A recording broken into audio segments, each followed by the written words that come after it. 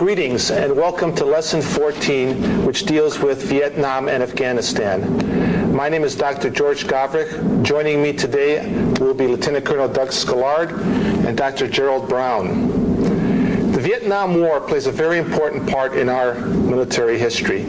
You could see its effects even today. Just think about Desert Shield and Desert Storm, where our generals talked about Vietnam, this being not another Vietnam.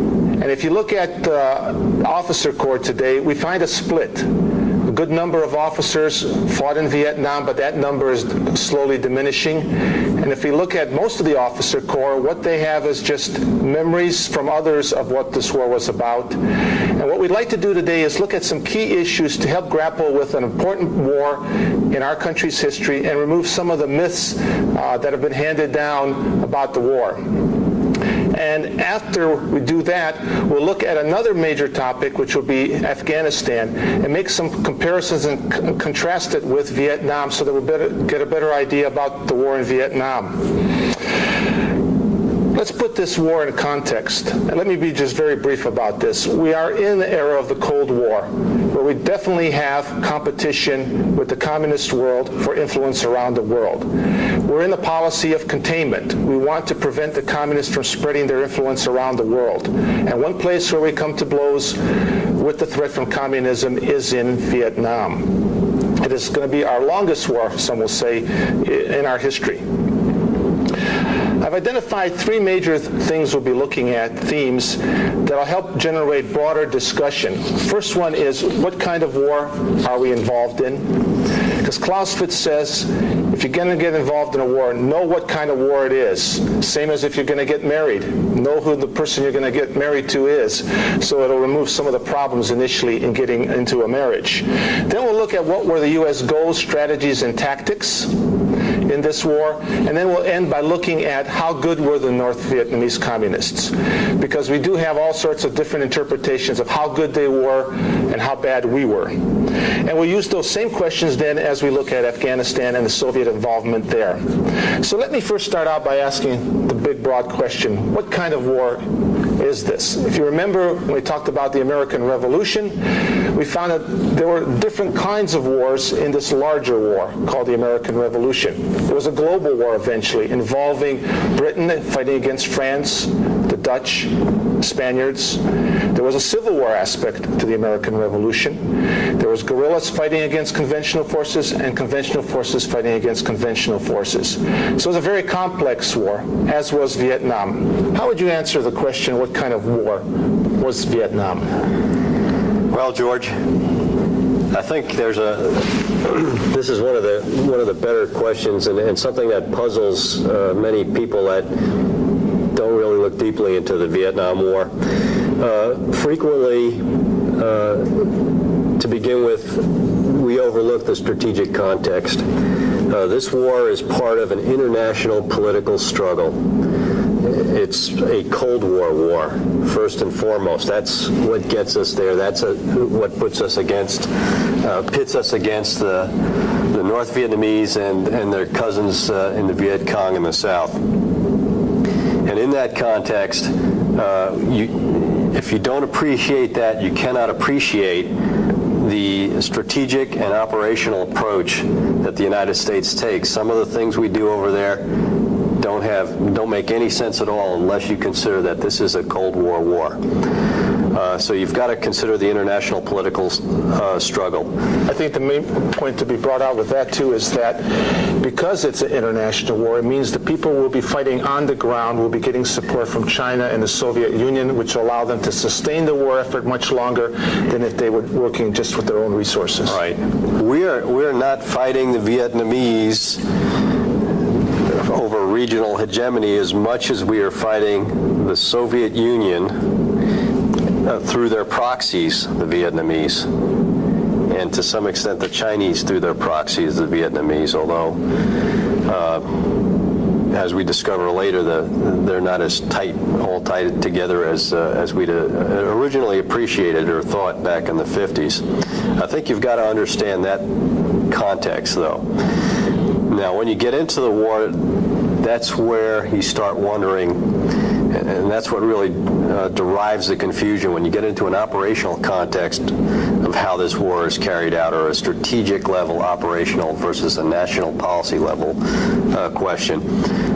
If you're in the Air Force, for you, this might be considered a strategic bombing campaign. We're trying to take out the infrastructure of North Vietnam through such intensive bombing that they come to the peace table unwilling to continue the war. And for the Air Force, this is, or they would like it to be, primarily a war of strategic bombing.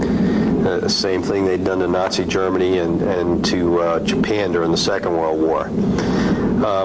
But the Air Force too has got a part in other a role in other facets of the war. There's the interdiction campaign, the bombing of the Ho Chi Minh Trail, the notion that if we can stop the North from supplying the South, we can handle the problem in the South. So there's that aspect of it. Now, the Air Force isn't alone in that particular role. The strategic bombing is largely them and the Navy, but when you get into the interdiction campaign, Air Force, Navy, and also, to an extent, ground troops do that. And the interdiction campaign, Ho Chi Minh Trail, everybody knows about, but it's also going down in the South and also along the coastline. So they're trying to keep the North away from the South, and that's another war. If we can just hold off reinforcements, we can win this war. Then there's the war of the main force battle. That's primarily the ground war. And that is the war of the North Vietnamese invading the South. That's the battalion, regimental-sized wars, the large offensives that we see in Hue, the Battle of Tet, Da Nang, the real big-name battles of the war, where the North Vietnamese regulars mix it up with the South Vietnamese Army and the American armies and Marines on the ground at a very large and costly scale. Finally, there's the pacification campaign, or the village war, that war of the VC that we make so much about, particularly in America today. You don't know who the enemy was over there. The little boy whose head you pat and you give him the chocolate bar, and as you walk away, he throws a grenade at you. Okay, the war of the South Vietnamese people that were sympathetic to the North, the Viet Cong versus the North Vietnamese regular war. And all of these are going on simultaneously. And all of them are interrelated and integrated, but for an observer that tries to figure out, what is this Vietnam War about, it can leave you pretty confused. If you go get an Air Force general's briefing, you'll get one perspective. If you go ask a grunt in a rice paddy, what's this war about, you get something entirely different.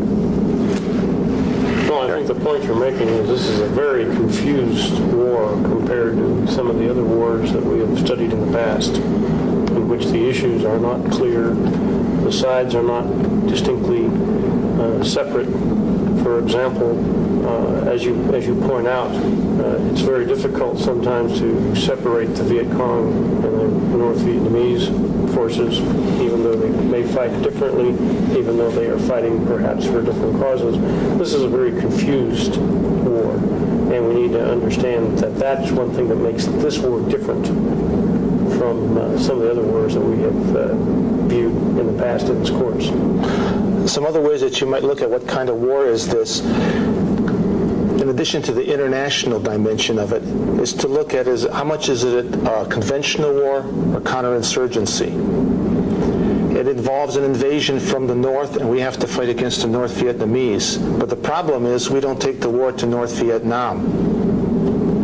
So that limits not on the ground, did it? Not on the ground. And then you've got the problem that there's the Civil War aspect to it.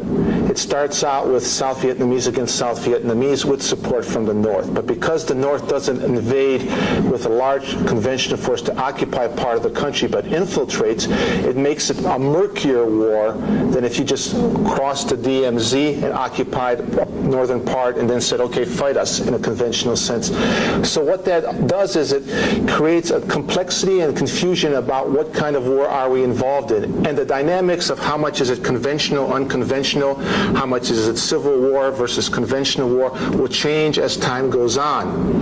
It means then that as you're fighting against the North Vietnamese and the South Vietnamese Viet Cong, it means you have to try different kinds of things because you just can't isolate and only fight one kind of war to exclude the others and assume that if you just win that part, everything else will fall into place, which is sometimes a major mistake that writers make when they talk about the war and try to analyze it. You also have to look at the coalition nature of this war. Absolutely. Which is Right. also confusing. Yes.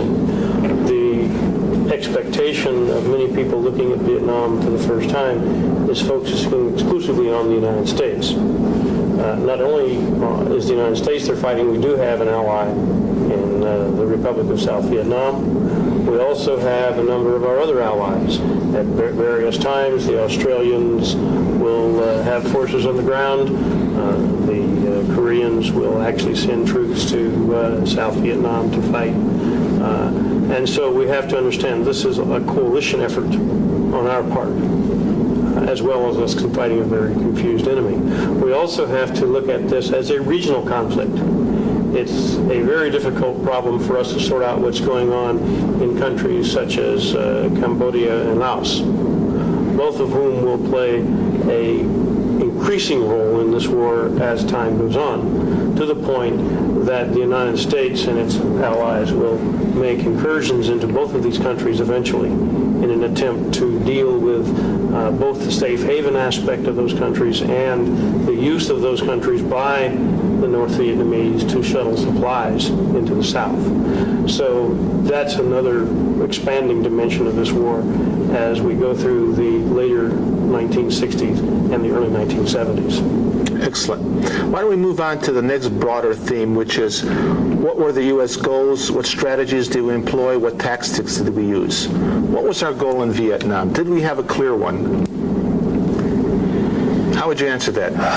That's one of the another one of the great debatable questions. And you have a spectrum of answers. One, of course, the first and foremost one that's proposed to the American people is you got to draw the line. The communists have been steadily expanding since the Second World War.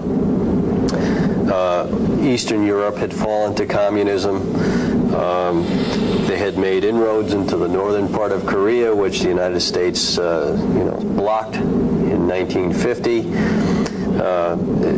It had been steadily being propagated in Asia as well as parts of Eastern and Southern Europe, and the United States saw its role in the world as to stop this communist expansion.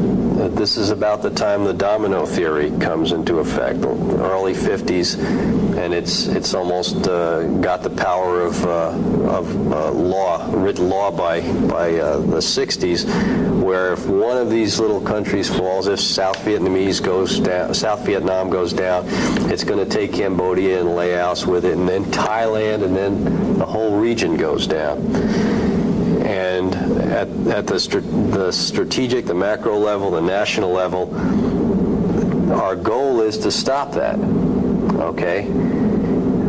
But when we do that, our goal is really defensive in nature. We're not going to try to overthrow, for example, the North Vietnamese.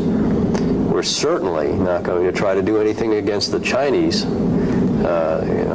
The Korean War made that very clear that despite our great technological advances, any war in those directions is going to be very costly. So it's primarily at the strategic level a very defensive goal. We are containing the expansion of communism. And to a large extent, that's monolithic communism. A red is a red is a red, be he Russian or Polish or Chinese or Korean or North Vietnamese. They're all the same, and we don't like them. And the only good commie is a dead commie. Right. That's right. I think it's a good point. What you've done is, the basic goal is to prevent communism from spreading. And in there, you could phrase it as, we want to preserve an independent, non-communist South Vietnam. But you've added to it a lot of meat, a substance, which is it's a defensive strategy. We're afraid of getting involved in the larger war. We misread the Chinese during the Korean War. MacArthur, the great Feo out there in Asia, said the Chinese are not going to get involved. They did get involved. So we're concerned about this war spreading too much and getting the Chinese involved. So we limit ourselves. It's a defensive posture that we're taking to preserve the government in South Vietnam from falling to the communists. At the national level, again, in different levels of war, you can have a national strategy of defense, but at a military strategic level below that, you can use offensive operations to support that defense. So it varies back and forth depending upon what level you're at. But at least at the very highest level, again, we're not trying to overthrow the communist governments. That is a defensive strategy. Now, what goes along with that, when you say that, is Clausewitz tells us, you can't win the war without offensive actions. So at the very highest level of national strategy, we're fighting a defensive war which takes all of the national strategic initiative and places it firmly in the lap of the North Vietnamese. They get to decide when they want to stop attacking, when they've had enough. And if they decide they're never going to have enough, the war goes on forever. Because we're not going to do anything positive to stop them from doing it.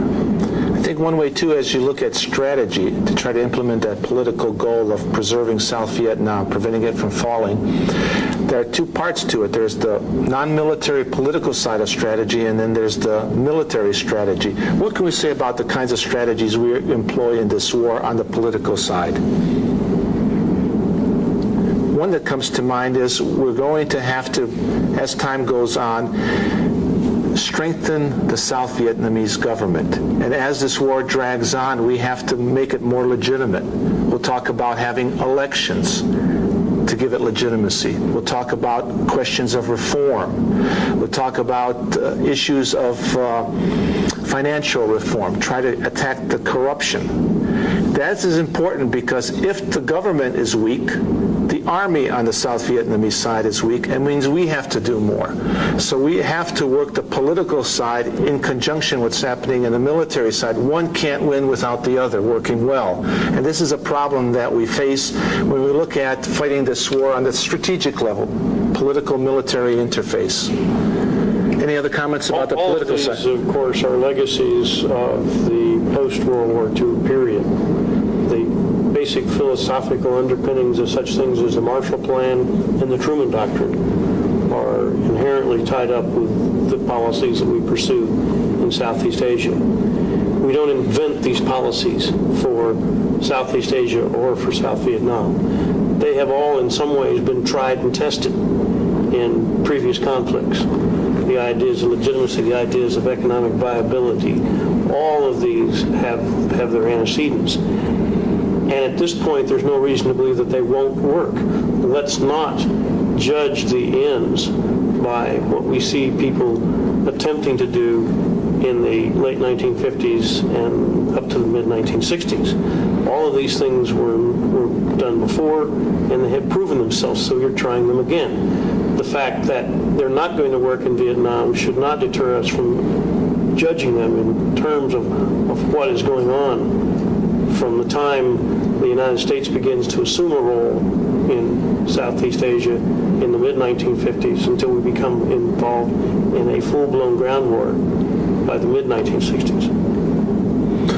If you look too, the dilemma that the military faces on the strategic side, we cannot go after the center of gravity in Hanoi with ground forces. We basically follow a strategy of attrition, trying to wear down the enemy, killing him, destroying as much of his resources so he'll give up.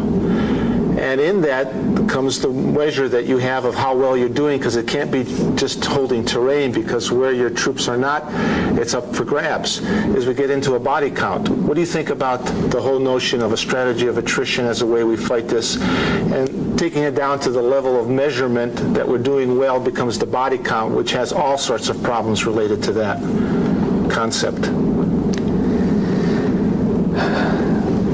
I think our strategy devolved into, if we can't do what we want to do, we'll do what we can do. We'll want to do what we can do.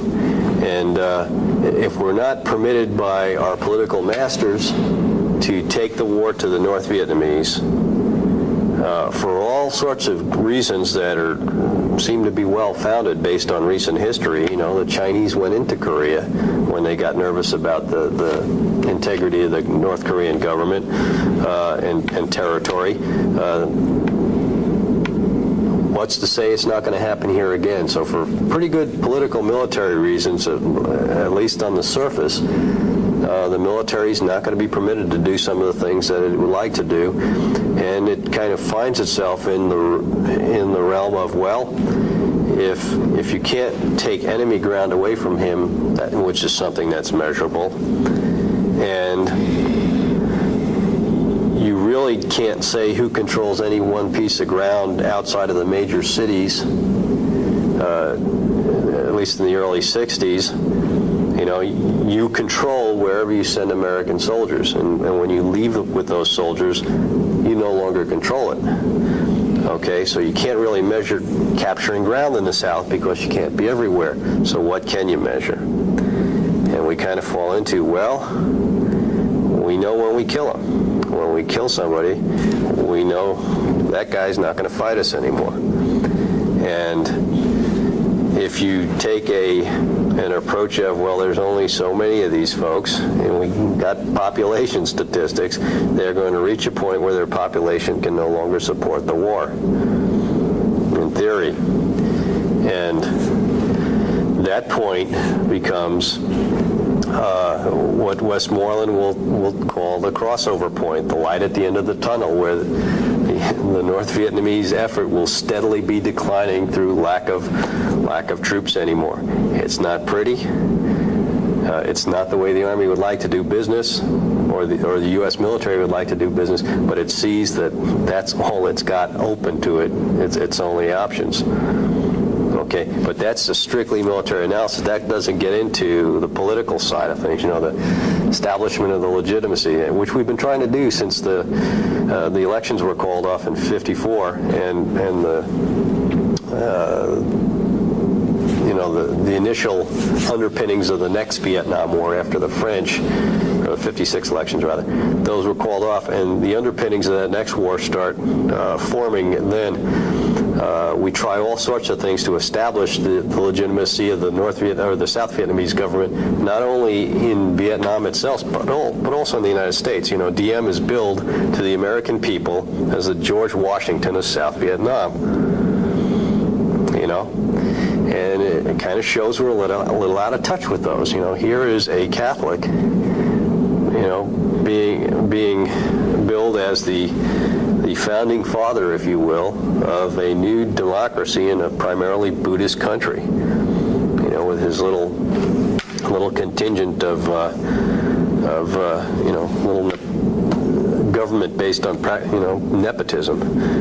So we're not dealing with that very well, and by the time Diem is assassinated, right around the time Kennedy's assassinated, there's not a whole lot of folks in the United States that are going to cry for him. But then he's succeeded by a series of generals, strong generals, that replace each other, and the legitimacy falls off there. What are we fighting for in Vietnam if we can't even say that the South Vietnamese government is legitimate. It's like a banana republic. They turn over military dictators every year and bring in groups of them and disband them in another.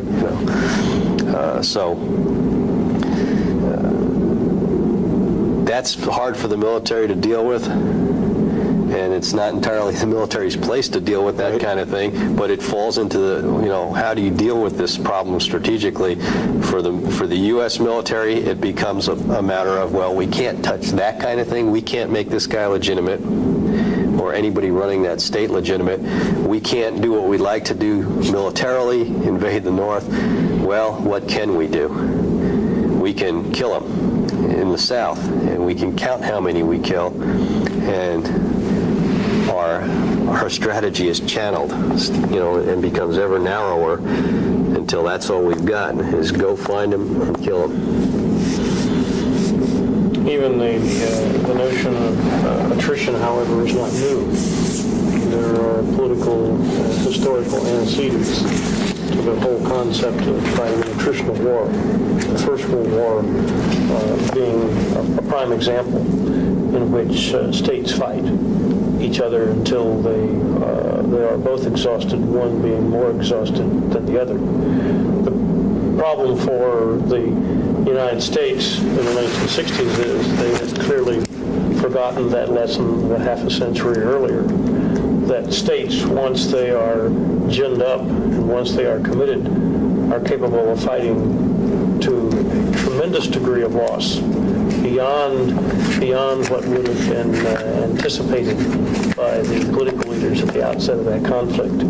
The question is, how many North Vietnamese do you have to kill to convince the North Vietnamese government to back off? And the answer to that question is we don't know, because we never get to that point, even though by all estimates some 2 million of the 17 million people in North Vietnam are victims in this war, either through the bombing, through sending ground forces to the south, etc. So the problem with attrition as a policy is nobody can tell you in advance how many of these people we have to kill, how many bodies we have to stack up in order to be successful. Well, and the way we go about it is an attrition strategy of not how much he can stand, implying that how much killing do we need to do to affect his will. We're focused more on his material capability. How much can we kill so that what he can bring to bear against us is insignificant. We never try to get into the heads of the North Vietnamese leadership to understand them. We keep trying to influence them. Well, we'll send them a signal by having a couple of days of bombing campaign, and we'll draw the circle of the protected circle of around Hanoi a little bit tighter. We'll bomb a little bit closer to their home, their capital, and we'll let them know that we really mean business. And then we'll stop and we'll wait for their reaction. But we never try to figure out, are they reacting to this? What do they see when we bomb them and then stop bombing? We think we're sending signals of power. They think we're weak. We don't have the willpower to do this. Carry this war through to victory and do what's needed to be done to win. There's a wonderful line in Dave Palmer's book, Summons of the Trumpet, where he talks about the American attrition strategy. And he says, attrition is not a strategy. But he's wrong. Attrition is a strategy. It's the North Vietnamese strategy. Not all the time. They try wars of conquest, and Tet certainly is about gaining land, and they lose that battle. But over the long haul, what's winning for them is an attrition strategy. And historically, attrition strategies are the strategy of the weaker side. So we ourselves, as the militarily stronger side in this war, adopted the strategy of weakness that our enemy then played to the hilt. Mm-hmm. attrition should be recognized as also being more than just body count. You refer to Yes. resources. Attrition applies to resources as well. The Air Force, for example, in its bombing campaign in the north, focused on the petroleum industry as one of its targets, with the clear objective of reducing or eliminating petroleum as a resource to the north. The problem for the war was that petroleum was not an important element in the North Vietnamese resourcing of the South. Most of the supplies that go south don't go south on trucks. They go south on bicycles. And so by going after the wrong target, you can in fact eliminate it, or at least reduce it significantly, but it may not make a difference in how the war is fought. Sure. And to try to go about this war saying, well, for the Germans, bombing those Romanian oil fields will stop the panzers. Well, that's true. But like you're saying, this is a people-powered army. Even if you went to the technology that they use, the arms industry, the weapons, who's making the AK-47s? You don't bomb the AK-47 factories because they're in China and they're in Russia. Well, most of them are in Czechoslovakia. Well, in Czechoslovakia, that's right, Eastern Europe. So you can't play by the same rules that we played by, particularly in the strategic bombing, but it creeps into our thought all across the spectrum of this war, of somehow we are trying to make this the type of war we want it to be. Make it the kind of war we want to fight, because that's the kind of war we're good at, and they just will not, they won't cooperate. That gets us to talking about the North Vietnamese and how good were they, what were their strategies and tactics. I think one way to look at it is that they're an active player, and they influence what we do. We have to react to them, and they have to react to us. The war has its conventional aspects and its unconventional aspects. There's a conventional war plus counterinsurgency for us. For the North Vietnamese, they can play either one, depending on what we're doing. The dilemma we face is the more we try to make it conventional and build up our large forces to try to get them to do the big battle, if it's not to their favor, they're going to go into small unit tactics, guerrilla activities. If we go too much chasing after them in small units, with small units, then we run the risk of them massing some power, overrunning a few posts out there in left field, so to speak. And the political fallout back in the United States would be devastating. We don't want another Dien Bien Phu or anything on a smaller scale. So we face a dilemma here. The more conventional we go, a smart opponent determined to do the long haul, will go unconventional. The more we chase him with counterinsurgency, the more he's going to shift over and look for an opportunity to do some big damage with big units to us.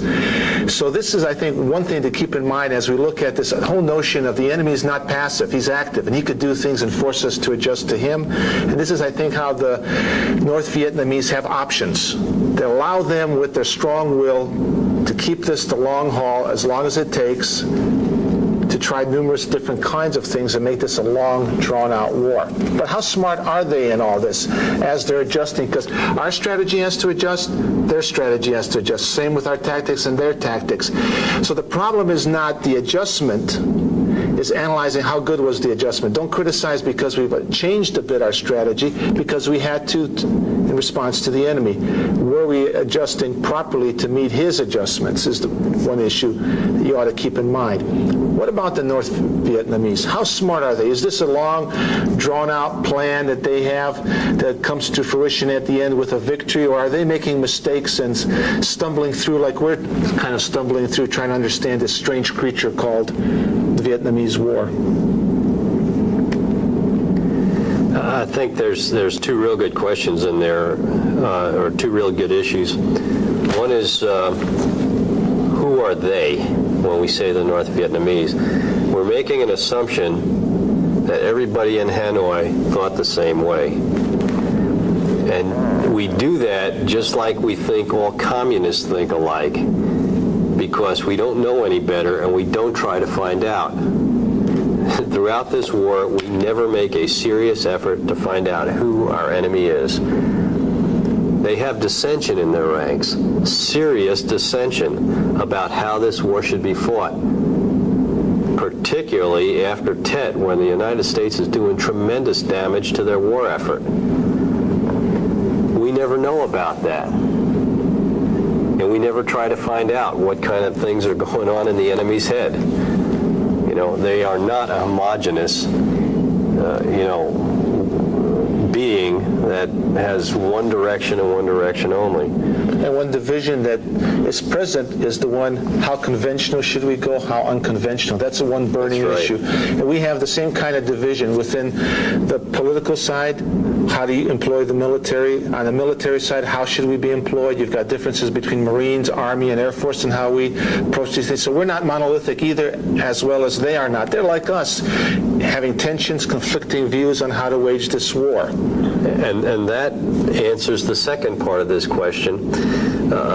Many Americans, and it seems to be part of the popular culture about Vietnam right now, is that they played one strategy the entire war. The North Vietnamese played one strategy, and it was a strategy of patience and attrition.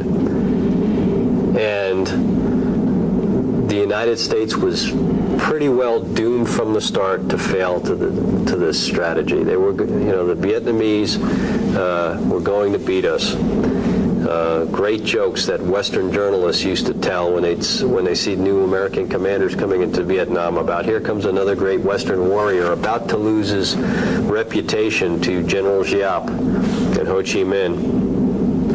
And they build up a myth about the enemy, this myth of infallibility that's just not true. It's almost like Montgomery, Field Marshal Montgomery in Africa in the Second World War has to pass an order to his army to stop talking about General Rommel. He's got the Brits so cowed that Montgomery forbids them to speak his name. You almost see that in Vietnam, this notion that they don't make mistakes, and yet they do make mistakes. Their first and foremost mistake is they think we're the French. They treat our fire bases, our outposts, as if they were French outposts. They would attack them and try to draw in reinforcements and ambush the reinforcements and destroy them. But our reinforcements aren't traveling primarily by trucks. We have armored columns and we have helicopters. And it takes them a long, long time to deal with that and figure out how to fight that. We have firepower the French never dreamed of. Right. Dien Bien Phu, the French asked for a stand-up battle. Giap gave them a stand-up battle. Giap outgunned the French at the type of battle they wanted to do. They try the same thing with the United States at Da Nang and other places, Hamburger Hill, you name it. They try the stand-up battle with American forces, and they are squashed, hands down, every time. We're not the French. It takes them a long time to figure that out. That's a major bone of contention between Giap, who's trying to replay his earlier victories, and his detractors, who are saying, you can't treat the Americans like the French. They're slaughtering our folks. We need to go back to a lower level conflict. So this notion of the infallibility of the communists, and I grouped the Viet Cong in with the North Vietnamese there, although they're certainly two different entities, it just doesn't play out if you get into and study this war. Those are good, excellent points. Recent scholarship gives, I think, a much better appreciation of the Tet Offensive and their strategy. There was a debate. Should we continue unconventional or should we go more conventional? And Giap argued that the time was right for the major uprising, that if we attacked in numerous places at the same time, we being the North Vietnamese, we could do serious damage to the South Vietnamese government and its forces. We can cause a popular uprising and leave the Americans holding on to nothing. So he argues, let's go for the gusto, let's go during Tet, and they attack. And they're focusing on winning the war really quickly. What they find is we're able to do damage to them. The South Vietnamese government and troops do damage to the North Vietnamese. Some people probably in the cities might have voted for Ho Chi Minh in an election, but when they see rebels coming out of the hills, they're going to fight to protect their city and join the South Vietnamese forces. No popular uprising. What it does, it leads to a tremendous loss of people on the North Vietnamese side. Giap looks bad. His position within the Politburo drops. It's a failed strategy. Well, particularly in the Viet Cong. And the Viet Cong is extremely suffered a lot. Exactly. But all of a sudden, discontent emerges in the United States to new levels. North Vietnamese slowly moved to exploit the growing discontent back in the United States, but we were not a target, meaning the public in the United States was not a target for this Tet Offensive. Good point. But they stumbled into it. They were flexible enough and adjusted to be able to take advantage of it in the long run. So it's not that they're smart, but they're flexible. It's not that they have this great drawn-out strategy, but they have the will to keep trying, banging their head if they have to. And those things, flexibility and determination, can sometimes hide error from a distance, weakness. But those errors are compounded by errors being made in Washington. Absolutely. We help a The little North bit. Vietnamese cannot exploit those failures unless there are failures on the side of the Americans. We have to keep that in mind. Right. Certainly, when Johnson goes to Vietnam in 1967 and comes back and presents himself to the American people as having been to Vietnam and having confirmed himself that everything is under control, and then the disaster of Tet falls upon his head, is a major factor in the entrance of other contenders into the 1968 Democratic primaries and the decision in April of 1968 for Johnson to pull out of the presidency. Those errors on our side play right into the hands. Well, certainly. It all goes back, I think, to knowing your enemy. And knowing yourself. Well, yes, a very good point. But this notion that, well, we see the light at the end of the tunnel in 1967. They use that term.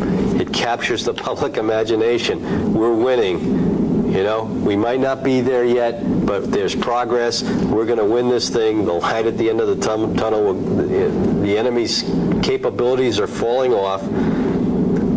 We never ask the enemy about that. Just like throughout World War II, German capabilities are steadily falling off as they were traded on the Eastern Front and then later on the Western Front.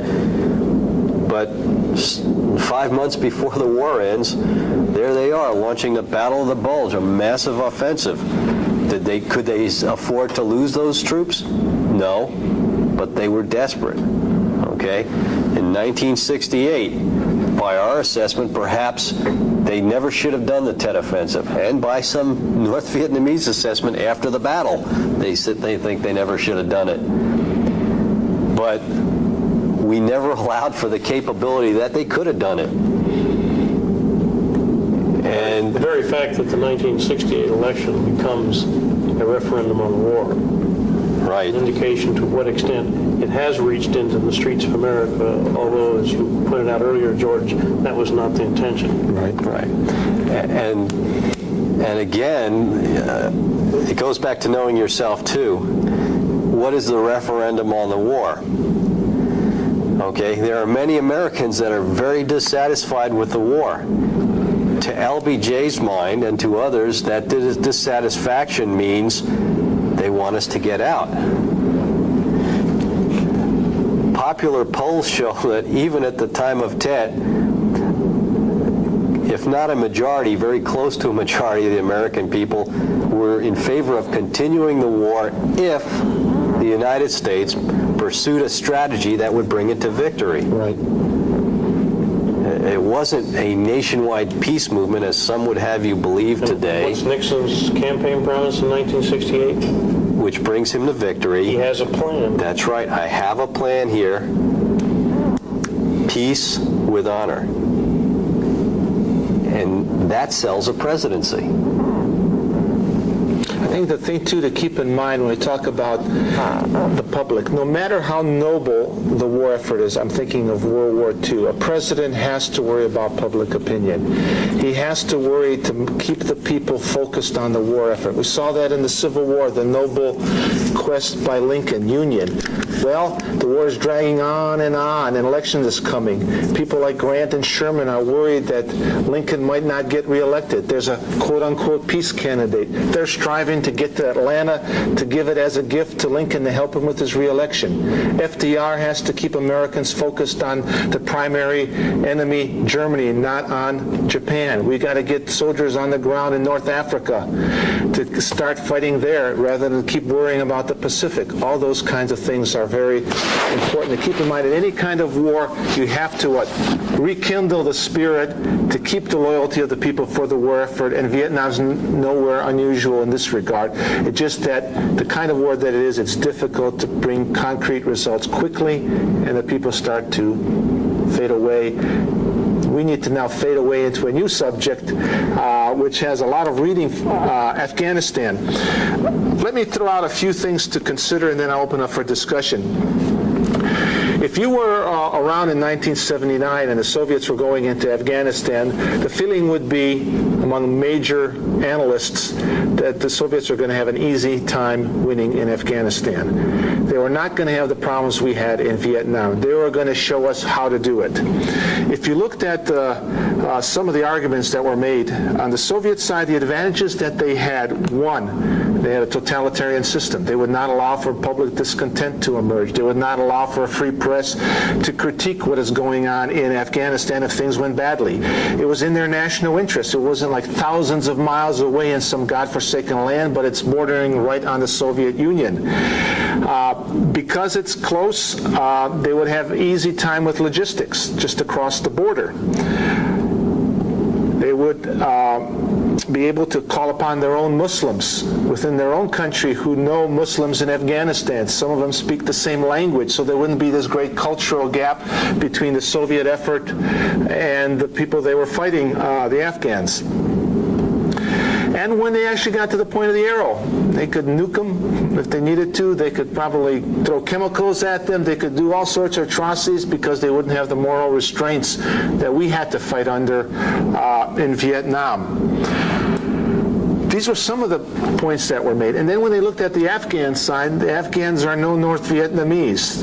They don't have this Hanoi, a center of gravity, and a safe haven that could only be reached by bombing. They're not unified like the North Vietnamese communists who have a Politburo, who have a party, who control the military. They're fragmented. They're ragheads, and they have more primitive weapons versus what the sophisticated North Vietnamese have. These were the kinds of jargon, these kind of stereotypes, these kind of prejudices, almost racial statements that were being made during this time. And the people were surprised that the war dragged on and on and on until, according to the Afghan rebels, they helped put one nail in the Soviet coffin. Because of the war effort in Afghanistan, the training of resources, they helped bring the Soviet Empire down. One of the things I think you could do is talk over some of these things that were strengths for the Soviets, and another thing that you then might say, as in anything, nothing is invincible. In every strength, there's also a weakness. For example, a totalitarian system. Marshall said democracy cannot stand a 7 years war. I would argue a totalitarian system would have a hard time fighting a 7 years war because it costs money. Does the Soviet Union have wealth, resources to fight that long and still worry about the main threat, which is us in NATO? That's where their primary focus is, even though they're fighting down in Afghanistan. Sure, it's in their interest, but if it takes too long, you start wondering how important is it if red lines are getting longer, our economy's hurting, we need to get out because though it's next door, we could go down from within if we don't solve the problem. Sure, you have Muslims in your own society, but what kind of Muslims do you have? The ones you're going to listen to are communists. They're apparatchiks. They're people who've moved up in the system by the Soviet ideology and probably feel very distant from the Afghan rebels. So you don't have a cultural insight into the Afghans as a communist member sitting in Moscow directing the war effort there. That is not to your advantage.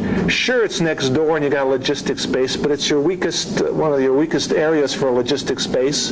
You can drive across the border, but there are only a few roads that can be used, and the rebels can interdict them. Sure, the rebels are using more primitive weapons. They're fragmented. And sort of in a way, their strength is to fight with fragmentation. I like to think of them as divided we stand, united we fall. Their strength in resisting has been a more diversified, decentralized way of execution, of fighting, and they don't present a convenient center of gravity target. There are too many centers of gravity in the different rebels and tribes that deep down inside they want to fight. And because you come in as an outsider, almost from the word get-go, 99%, 98%, maybe 95% of the population is against you because they don't like foreigners. Their history is one of resisting, so you've got everybody turned against you, whereas in Vietnam we had a lot of people who did not want a communist victory. It's just that we couldn't give them a victory fast enough. So those are the things that are some of the things you might consider about.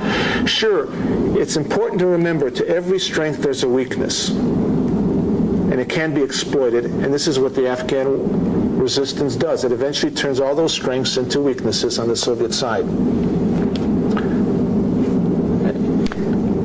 I think there are some, the way you started off, there was a natural tendency by particularly Americans, particularly American military people and military commentators, to look at the Soviet invasion of Afghanistan and look at our own recent experience in Vietnam. And, you know, the notion, it was military people that were saying the Soviets are going to show us how it should have been done. Mm-hmm. And they made some of the same mistakes that we made in not understanding what they were dealing with when they went into Afghanistan.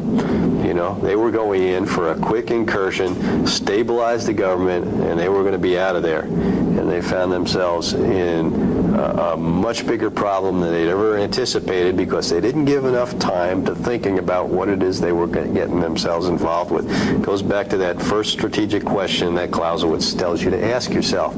If you're going to go to war, what kind of war are you going to get yourself into? For the Americans, as this thing dragged on, there become more and more points of comparison between it and Vietnam, and it's useful to look at them and then I think do some contrasting as well. Just as the Soviets, one of the points of contrast is they're right there next to Afghanistan. They're contiguous with it, and you can launch from Soviet territory right into Afghanistan. For the rebels, there's some benefits too. They are contiguous with Pakistan, an ally of ours, and there's weapons flowing freely, and so there is a comparison with the Vietnam War there. The arms are coming in, and the Soviets find themselves in the same position we were in. We could not, at least openly, bomb Laos in Cambodia, although we certainly did it covertly. The Soviets cannot bomb Pakistan because then they'll get us mad. And that kind of goes to why they don't use the nukes either. Yeah, they couldn't hide bombing Iran or Pakistan, but we could hide our involvement in Cambodia to a large extent for a while. Right. Well, and it goes to kind of the way they used their weapons too. You don't see nuclear weapon use in Afghanistan. Pretty hard to hide that.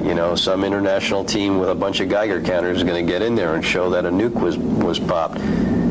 But non-persistent chemical agents, the yellow rains that the Afghans talked about, they can use those and have enough plausible deniability that the international community might look a little askance at them, but can't really prove that they've been using them. And they try to leverage that technological advantage of theirs, just like we were trying to leverage all the technological advantages we had, thinking that that's going to somehow translate, all these technologies will translate into some kind of strategic advantage.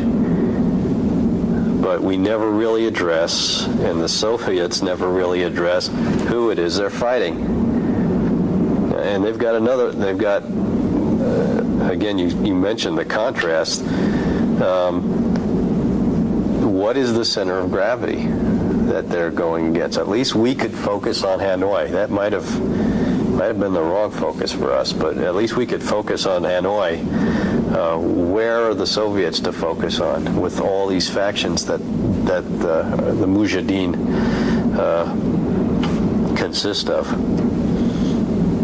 Jerry, do you have some comparison? Well, that's why I think that you must be very careful when you talk about Afghanistan as being a Soviet Vietnam. I think the contrasts are far more poignant than the comparisons in that case. In the first place, it's very difficult to have some outside support for an insurgent force in Afghanistan. Yes, the United States and a few other countries support the Mujahideen morally, diplomatically, politically, and minimally with some material help, but it's never significant. It's never enough to tip the balance one way or the other.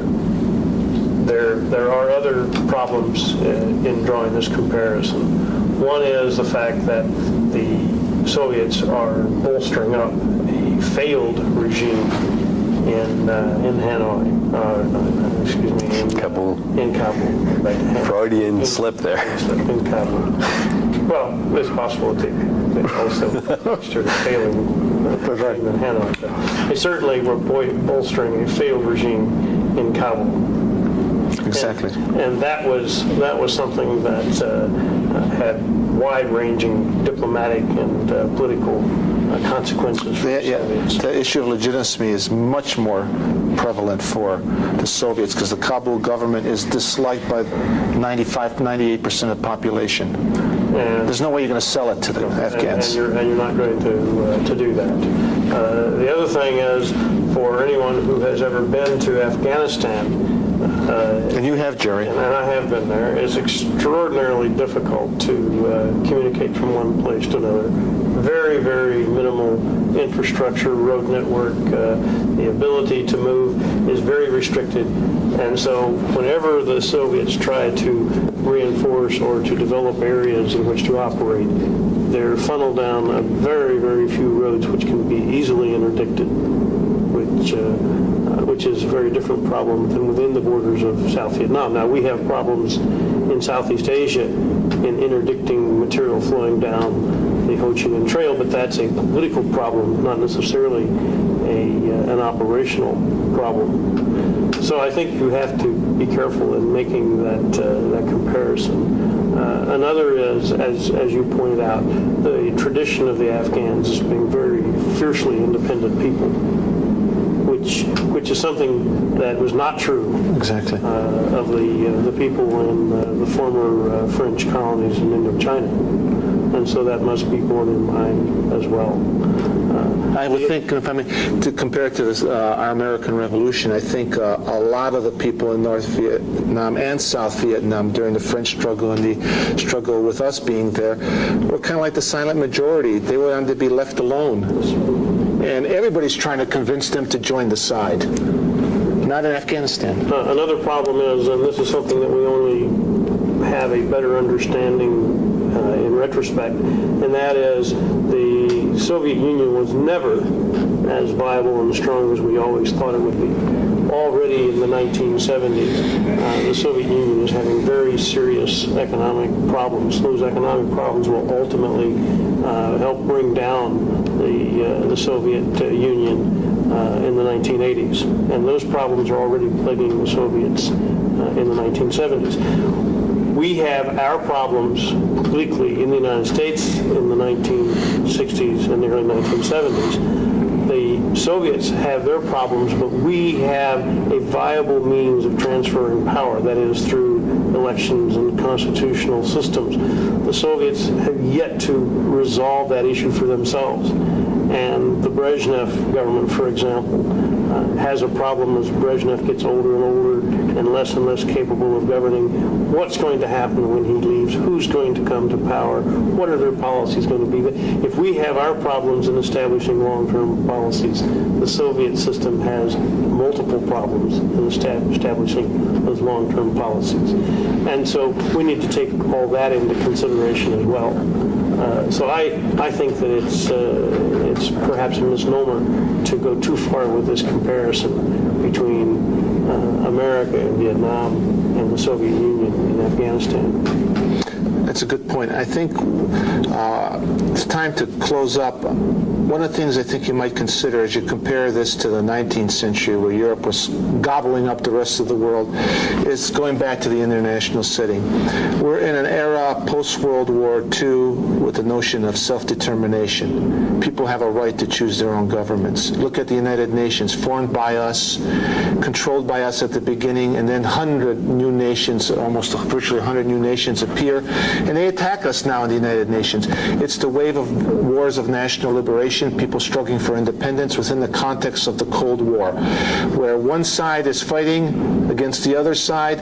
Usually the superpowers come in, one side takes one side, the other takes the other side. And we find in Vietnam, the Soviets are giving the support that the North Vietnamese need to fight us. And it's not a popular war to be in around the world. The same way in Afghanistan, the Soviets find the weight of the world is against them. So it's not that we're, let's say, dumber than people in the 19th century who seemed a little more successful. Back then, there was a monopoly on the Gatling gun at the time.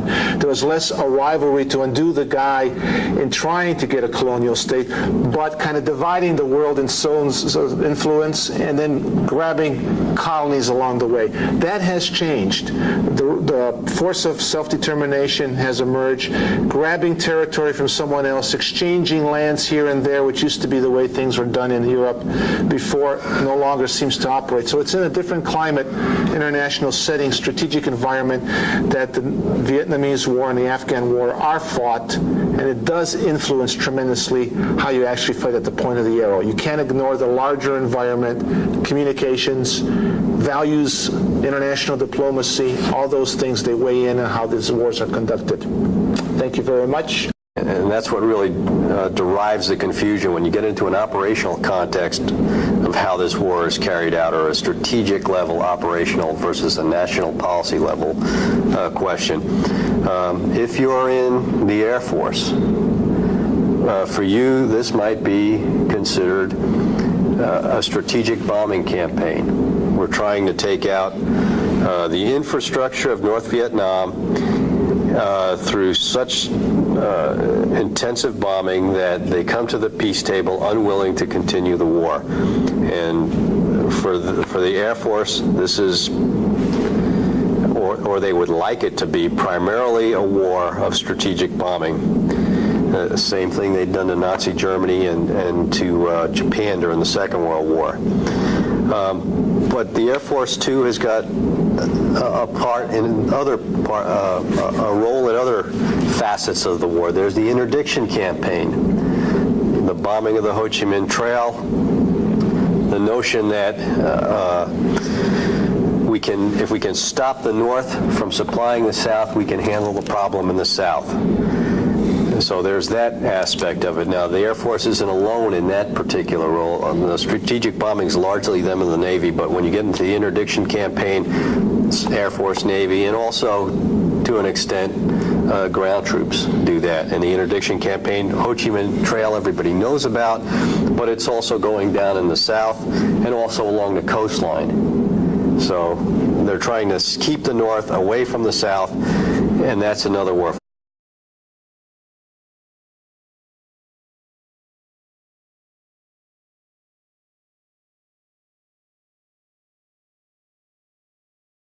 Greetings and welcome to Lesson 14, which deals with Vietnam and Afghanistan. My name is Dr. George Gavrik. Joining me today will be Lieutenant Colonel Doug Scallard and Dr. Gerald Brown.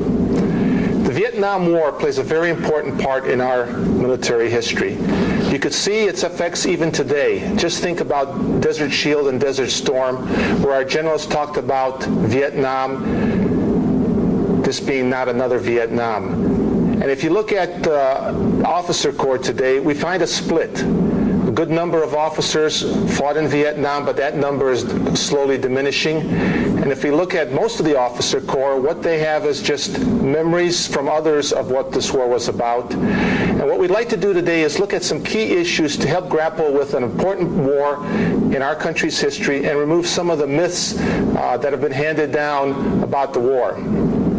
And after we do that, we'll look at another major topic, which will be Afghanistan, and make some comparisons and contrast it with Vietnam so that we'll get a better idea about the war in Vietnam. Let's put this war in context, and let me be just very brief about this. We are in the era of the Cold War, where we definitely have competition with the communist world for influence around the world. We're in the policy of containment. We want to prevent the communists from spreading their influence around the world. And one place where we come to blows with the threat from communism is in Vietnam. It is going to be our longest war, some will say, in our history. I've identified three major things we'll be looking at, themes, that will help generate broader discussion. First one is, what kind of war are we involved in? Because Clausewitz says, if you're going to get involved in a war, know what kind of war it is. Same as if you're going to get married. Know who the person you're going to get married to is, so it'll remove some of the problems initially in getting into a marriage. Then we'll look at what were the U.S. goals, strategies, and tactics in this war, and then we'll end by looking at how good were the North Vietnamese communists, because we do have all sorts of different interpretations of how good they were and how bad we were. And we'll use those same questions then as we look at Afghanistan and the Soviet involvement there. So let me first start out by asking the big broad question, what kind of war is this? If you remember when we talked about the American Revolution, we found that there were different kinds of wars in this larger war called the American Revolution. There was a global war eventually involving Britain fighting against France, the Dutch, Spaniards. There was a civil war aspect to the American Revolution. There was guerrillas fighting against conventional forces and conventional forces fighting against conventional forces. So it was a very complex war, as was Vietnam. How would you answer the question, what kind of war was Vietnam? Well, George, I think this is one of the better questions, and something that puzzles many people that don't really look deeply into the Vietnam War. We can just hold off reinforcements, we can win this war. Then there's the war of the main force battle. That's primarily the ground war. And that is the war of the North Vietnamese invading the South. That's the battalion, regimental-sized wars, the large offensives that we see in Hue, the Battle of Tet, Da Nang, the real big-name battles of the war, where the North Vietnamese regulars mix it up with the South Vietnamese Army and the American armies and Marines on the ground at a very large and costly scale. Finally, there's the pacification campaign, or the village war, that war of the VC that we make so much about, particularly in America today. You don't know who the enemy was over there. The little boy whose head you pat and you give him the chocolate bar, and as you walk away, he throws a grenade at you. Okay, the war of the South Vietnamese people that were sympathetic to the North. The Viet Cong versus the North Vietnamese regular war. And all of these are going on simultaneously. And all of them are interrelated and integrated, but for an observer that tries to figure out, what is this Vietnam War about, it can leave you pretty confused. If you go get an Air Force general's briefing, you'll get one perspective. Frequently, to begin with, we overlook the strategic context. This war is part of an international political struggle.